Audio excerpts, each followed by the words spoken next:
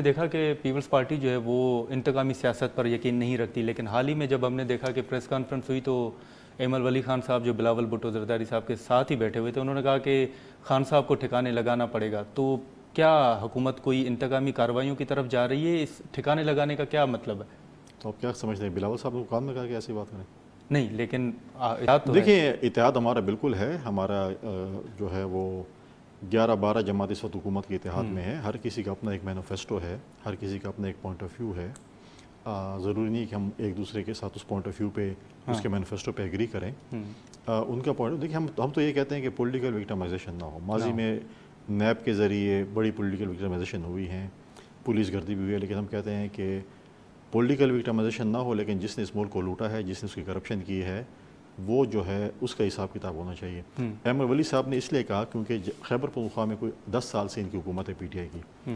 ان کے خلاف جو بھی اسکینڈل آتا ہے، چاہے وہ بی آر ٹی کا ہے، چاہے وہ اس کا ہے اپنا مالم جبہ کا ہے، چاہے جس ایشو کا بھی آتا ہے، وہ جا کے سپریم کورٹ کے پیچھے چھپ جاتے ہیں۔ وہ کبھی نہیں چاہتے کہ ہمارا احتساب ہو۔ انہوں نے اپنا احتساب بیورو کے پی کا بند کر دیا ہے۔ جب بھی کوئی جو ہے وہ بالکل ایک نیب جو ہے اگر کوئی کارروائی یا کرتی ہے، ایف آئی اے کوئی جو ہے وہ نیوٹرل کارروائی کرتے ہیں، تو ان کے لوگ ہی پکڑے جاتے ہیں۔ تو اسی لیے جا کے اگر انہوں نے کرپشن نہیں کی تو کیوں سپریم کورٹ کے پیچھے چھپتے ہیں؟ اپنے دور میں سپریم کورٹ کے پیچھے چھپ گئے تھے۔ لیکن دیکھیں نا، یہاں پر سوالات تو پھر یہ بھی اٹھائے جاتے ہیں کہ آپ خان صاحب نے بھی حال ہی میں کہا کہ جو آرمی چیف صاحب نے کال کی ہے آئی ایم ایف سے متعلق یا فنڈ سے متعلق، تو وہ ان کا کام نہیں ہے۔ تو یہ آپ سے متعلق ہے، آپ سمجھتے ہیں کہ وہ خان صاحب کے جو اعتراضات ہیں وہ درست ہیں؟ دیکھیں، خان صاحب کو تو جس طریقے سے لایا گیا تھا، سلیکٹ کیا گیا تھا، جن کے کندھوں پہ وہ آئے تھے ان کو پتہ ہے، ہمیشہ یہ کہتے تھے۔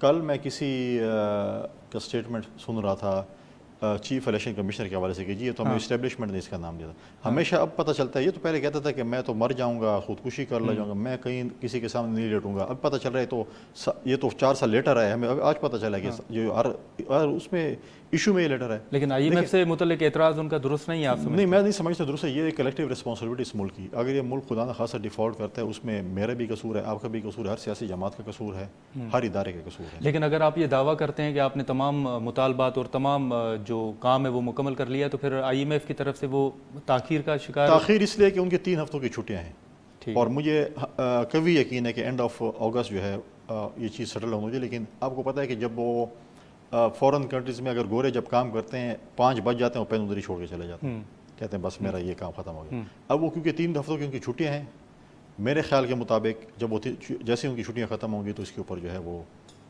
کام ہوگا، اور جو آئی ایم ایف کی جو قسط ہے وہ پاکستان کو ریلیز ہوگی۔ تو آپ اگر کمپیریزن کریں، آپ ماضی میں تنقید کرتے رہے خان صاحب پر، اس وقت آپ ڈالر دیکھیں تو 178 تھا، 180 تک تھا۔ اب آپ کی حکومت میں ڈالر دیکھیں، پھر یہ بھی کہا جا رہا ہے کہ ڈالر جو وہ افغانستان اسمگل ہو رہا ہے۔ تو آپ نہیں سمجھتے کہ پیپلز پارٹی نے حکومت میں آ کر کوئی غلطی کی ہے؟